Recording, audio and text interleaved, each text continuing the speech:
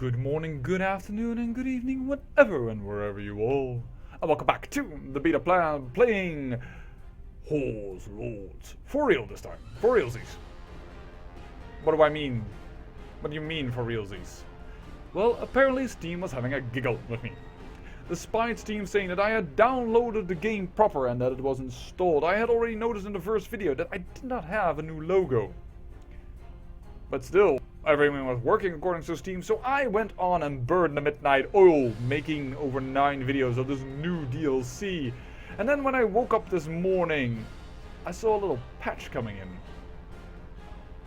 And when I loaded up my game, oh my god, oh no, yes, yellow ribbons. There is definitely a new government type, the Nomadic thing, and this is what the DLC focuses on. This is what you gain extra. So I thought I'm going to leave up the other 2 videos because all the mechanics that I show in there are proper within this DLC. And are the mechanics that you get when you do not buy the DLC but just get the update. But of course we are going to focus on this Nomadic new government system, Nomadic government system, and I think it's a little OP. But we'll get into that at a moment. Moreover, I had talked in the first episode that I noticed a slight difference in ribbon color, or at least I noticed it. I'm not sure if I exactly mentioned it right now, but remember that I didn't like this hard pinkish color? Yeah, this is for merchant republics. You can also have light pinkish color. These are for republics. These are not merchant republics. There is a Grand Mayor. There is a mayor that rules here, but he's not a merchant republic because, well, for whatever reasons. Because he doesn't have a ducal title yet, for instance, or he is just a mayor. Mayors also get these light pinkish ribbons when they are beneath, for instance, a vassal and a feudal lord. And of course, mayors cannot become are not merchant republics. Hence, they do not have these strong pinkish ribbons. That's a small little difference. Interesting things of note. Yes, you can have tributary wars if you are nomadic or tribal, I've noticed. This man is, for instance, pays his tributary to Uyghur. It makes you a vassal. More or less. However, you are independent. But you see that the name crosses right over his border, and also here you don't see any names.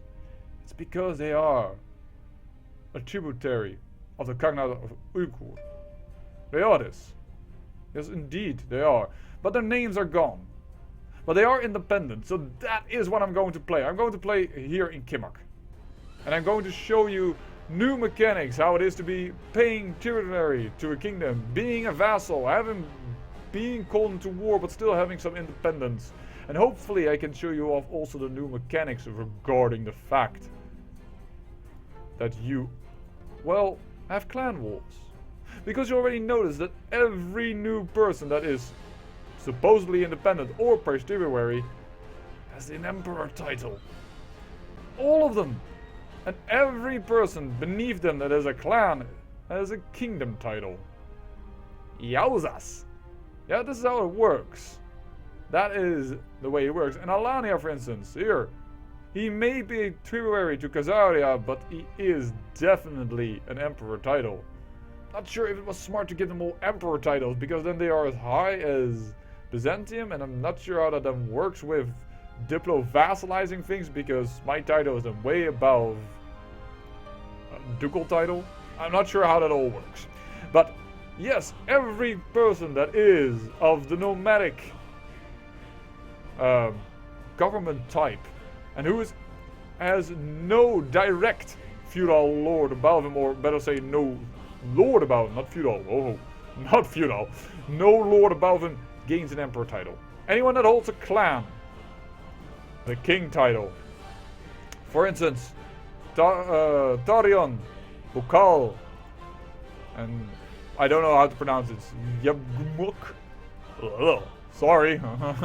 Anyways, all of them, they all have kingdom titles. Very interesting. So yes, by the way, here you can see the Hungarians. Over here, they are independent, but they have a clan beneath them. The clan of the Tarjan. If I pronounce this again correctly, I'm so sorry if I do that wrong. But That's not really important right now. So all of this is here. And also, what I missed the last time is also here, but I'll show you that in a moment. So we're going to start here in Kimak. Hopefully we can show you everything that is new. And I have found out quite a few new things about this DLC. As I already said, I played already over, what shall it be? 5 hours now without actually having the DLC properly working. Ugh. Well, that happens. This screen, as I said in the first episode, yes, it happens, don't worry. This is part of the new update, part of the new DLC. Now, we are an emperor, and we are nomadic. So what are nomadics? Nomads are not very interested in owning holdings, only in more grazing land for the sheep and horses. Gameplay centers around the population of the tribe and the manpower it provides. Empty holding slots in open terrain increases the maximum population. While nomads can have normal vassals, they are mostly concerned with managing the other, but few but very powerful major clans of the tribe. Can hold nomad holdings without penalties. Can build temple holdings. Can call nomadic government vassals to arms instead of using liege levies, more or less like tribals can. Do not get vassal tax from nomadic government vassals, like tribals. Laws are changed by expending prestige, not by votes. Unlike tribals, but a little bit like Muslims who expend piety to change laws. Vassal titles can be revoked without needing any special laws. Wow, that is powerful. Rulers can raid infidel neighbors for loot. Nice. De jure law effects are ignored. Nice. Male rulers can take up to 3 concubines. Oh, nice. Have fewer commanders, 4 less commanders. That is a disadvantage.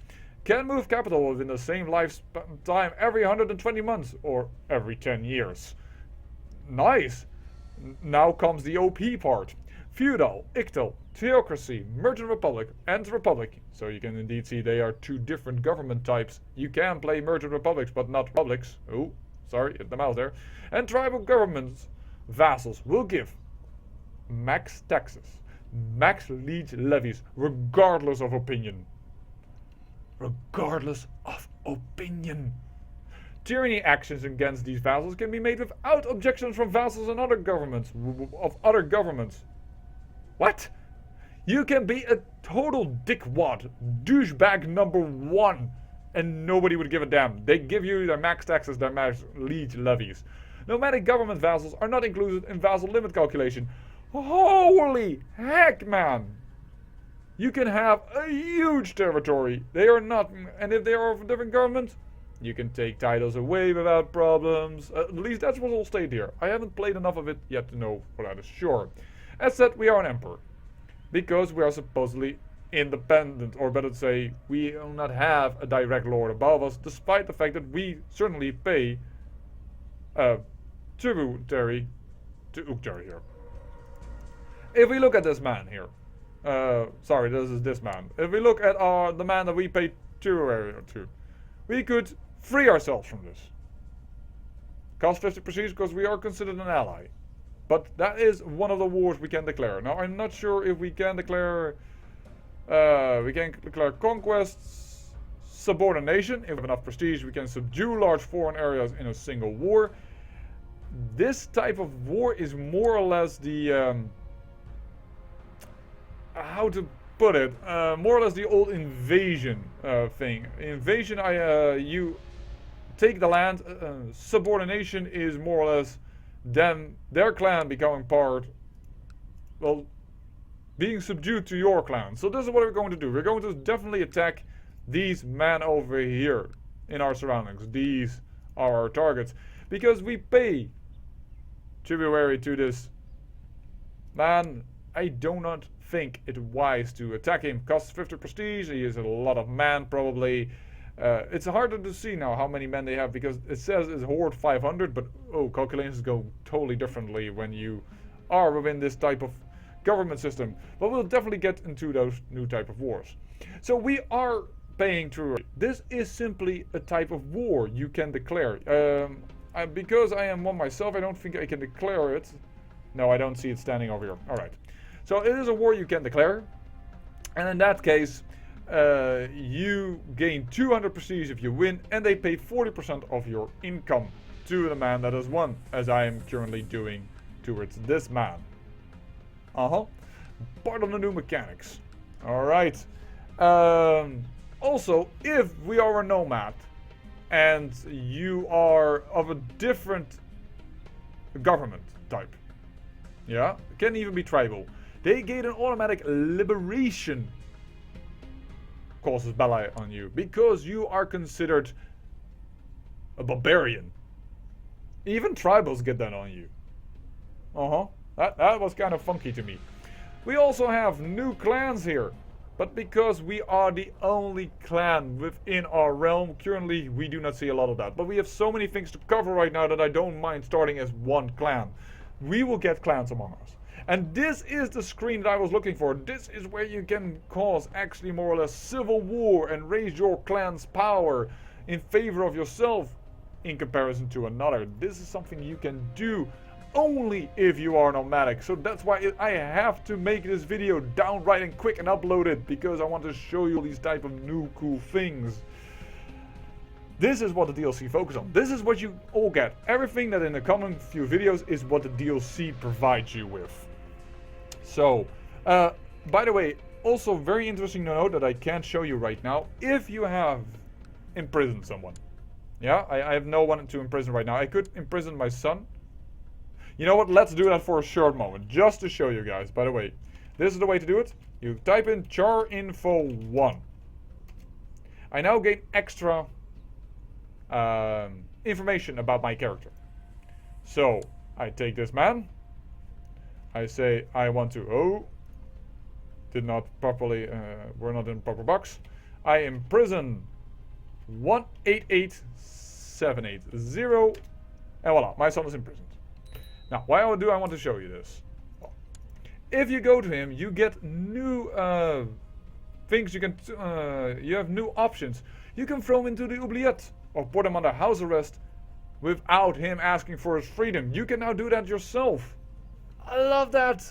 That's very good. Well, of course, we're going to release my son from prison, but I just want to show you that Paradox has made it possible to actually have that opinion from you. Lovely, lovely, lovely, isn't it? Mwah. Also, nomadic chancellors have different things. You cannot, like a tribe, settle a new tribe somewhere. Ah, that is unfortunate. You also cannot build prestige or get zeal like the tribes can, which are very good things of the tribes, don't get me wrong, but you do get this new option. Improve clan sentiment, an honorable mention. Send your chancellor to improve your clan's esteem in the eyes of another clan, but we do not have other clans yet within our border. But that is the way to more or less make sure that clans consider your clan a little bit better. I also cannot, I do not think I can at least, let me go here. No, if you are clans within different borders, you can form a blood brother bond. You can have only one blood brother. This is an ally of yours. You need no marriage. You need nothing but this blood brother bond in order to be allies against anyone else. And you can also say to someone, hey, I'm starting a feud with you. This is the way for your clan to fight another clan and say, smack you down. I do not like you. I am the better clan. These are things that can happen if you are as a vassal under an imperial lord. For the moment, I wanted to play like this because I wanted to show you with what it is like to be actually, well, not a vassal and still independent, and it's in weird mechanics, and I'm not even sure myself how that works, and it is a little different. Of course, we're going to try to see if we can feud in other clans, but perhaps because we're paying tributary, we cannot do that yet. I'm not even sure on it. But this is all part of the new DLC. This whole system.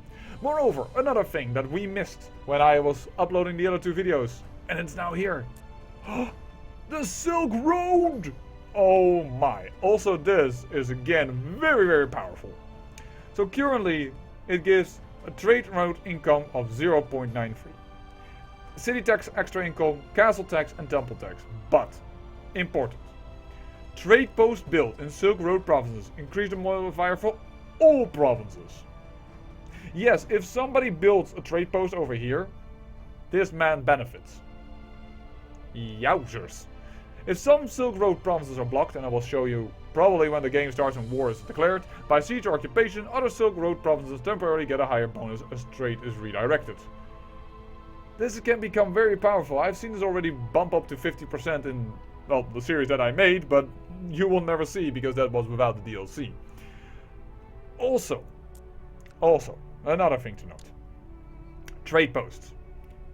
You do not need to be a merchant republic. Because the other thing can also be true. One of these must be true. Province is located on a major trade route. And, owner. More or less, you can build a trade post along the Silk Road without being, well, without being a merchant republic. That is amazing. Yeah, I know it says here, it seems a little bit weird in the way it's stated here, but I noticed feudal lords being able to do it. Because if I would read it here, one of these must be true. Is a merchant republic? No. Then you default to the other one. One of these must be true. Province is located on the major trade route. Voila, he gets the first one to go off. One of these must be true. Alright, but why isn't that then happening for me? Because is country owner, but I can't build trade posts. Well, I'll explain to you why that is. It's not a possibility for a nomadic tribe. But if we look again at the feudal system, over here, does it stand in here? No, it doesn't stand in here. But I think that's actually why it is. But I didn't notice that. I thought it was because I was nomadic, but I cannot find out the proper information. By the way, we have a really bad character. I mean, gregarious is good, but it is being negated by deceitful, and we are an indulgent wastrel. Our son is a lot better, except that he is slothful. Oh well. That's the way the cookie crumbles. Having said all that, we are going to discover together, because we have new things on top of here. We still have vassal limits. Our current holding size, our domestic size, our holding size, sorry. Our piety, our prestige, our money, but we also gain manpower. We can have a max race manpower. We can have unused manpower. It grows by +8 and the maximum manpower is base 0.25 and the current population is base times 3.375, which gives us apparently the number of 8.43. Wow. Okay, apparently works away. The population is currently 3375 but can grow up to 10,407. I think that's because we just started the game and not everything here is yet, well, a steppe land where we have population growing. Look at these pictures. They're new. I love it. I love them. Look at them. Oh, this, by the way, yeah, this is a county capital. This already has a holding. But the rest is all steppe lands. Not all. Most of them. The capital, is it constantly the capital? Oh, let's look at our capital. I learned with you guys. Our capital doesn't have this. The rest is steppe lands. Just no holdings, just for population growth. And that is how we gain stronger, because this is our horde.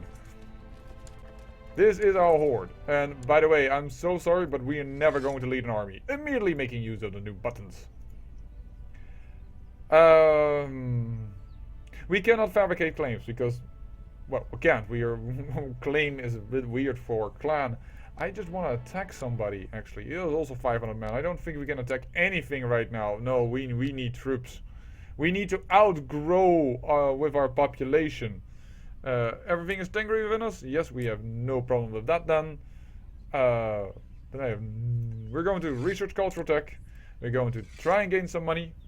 Oh. Collect tribute. Ah, yeah, we don't have... we have no one to collect the tribute of. He could do that to us. We cannot do that to him. It looks at the same as when you collect extra taxes, but it doesn't do the same. So let's research tech. Let's get some extra troops. Well, no, it's not... Well, yeah, let's sow discontent among here. He has actually a clan beneath him. We would like these two to have problems with one another.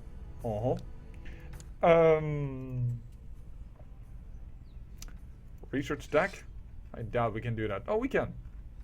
Thank you. We have enough. a diplomatic range to do that. Let's pick an ambition. Let's get married. No? Can't do without a wife. Ooh. There are actually wives available of clans, which could... of the Bozok clan. Under the Yogi. Which clan is this? This is going to be some looky looks here. That's this clan. That's a very small clan. Let's look in our surroundings. You also have a daughter. Because Tobol was one of the clans that I was looking at attacking. I can't marry him because he is a Manichean of a Zoroastrian heresy. How about you? You have a daughter as well who's lustful.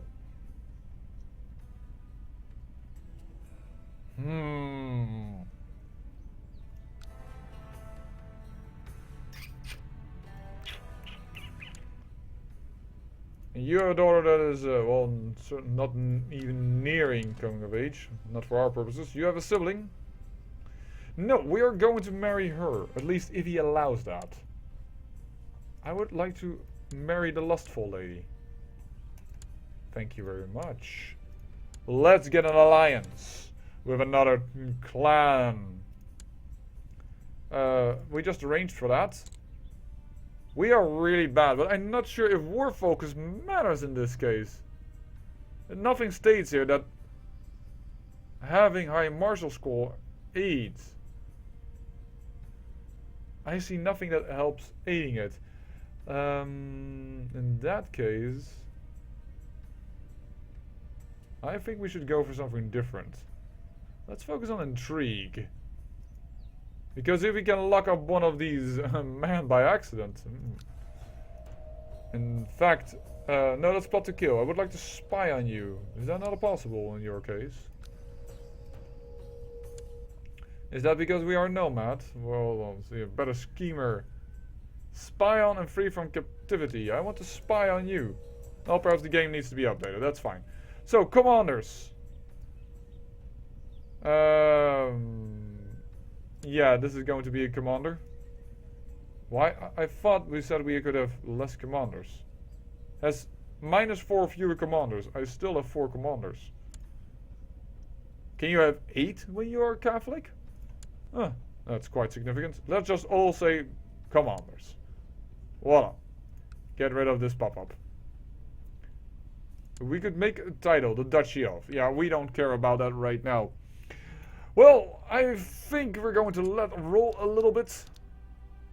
Of course, this is almost a whole complete new introduction video. But we're going to see a little bit how it works. Okay, we got married. We want to gain prestige, 150 prestige. Very good. We should now have him as an ally. Yes, we do. We also have, of course, this man as an ally. Because we pay tributary to him. So he's also an ally of ours. So I think if I would declare war upon him... if we have enough prestige, we now have 208 prestige, and you're already fighting with, defending against a Yak. This man is already attacking. It is that quick. Well, in that case, I am more than keen on gaining land from you. Also, by note that we have the Mesne size. It is said here as 1 of 1, but I get no penalties. So, Yak, what are you attacking for? The conquest of Tobol. That's this one. Then we're going to go for Ishim. You know, just do it. First day war, you know how it is. And we are immediately going to call an ally. This man here of the Karluk Karnat. Let's see what our ambition can be. We're going to go for Paragon of Virtue? No, we're going to go for a daughter. Let's keep it simple. We also can call in this man who we pay tribute to. Perhaps he will come in. Let's see that new mechanic in action. The guy I pay tribute to says no. I'm not too surprised. He also doesn't want to join us. Ugh. That is unfortunate. Unfortunate.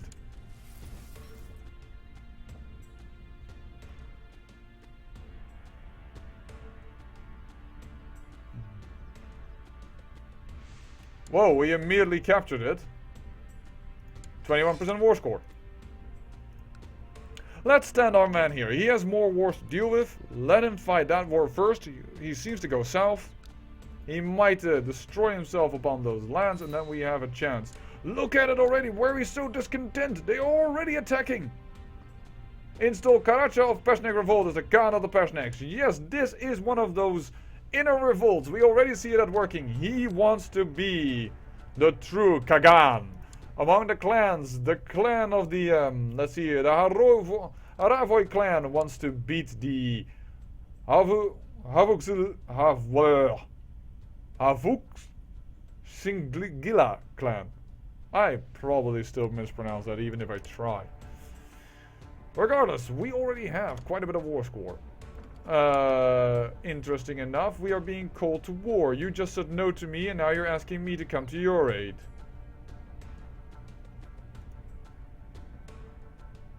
Part of the Akum conquest of Zetsu. Just thinking, are you attacking? Hold on, let me see here. Defending against Kozel of Akum. I think this man is attacking. Yes, indeed, he is attacking. I can't... He is a vassal under my liege lord? I wouldn't know what would happen. You know what? That is something for the next episode. I hope you will forgive me that Steam had a little giggle at me. And that actually you like the fact that you can now compare with DLC and without DLC. And I will upload this video as fast as I can. Hopeful. Just right before the nick of time, before people going like, hey, that's all wrong. And then actually I have a very special series. Regardless of that, I thank you for watching, and remember, great peril yields great beauty.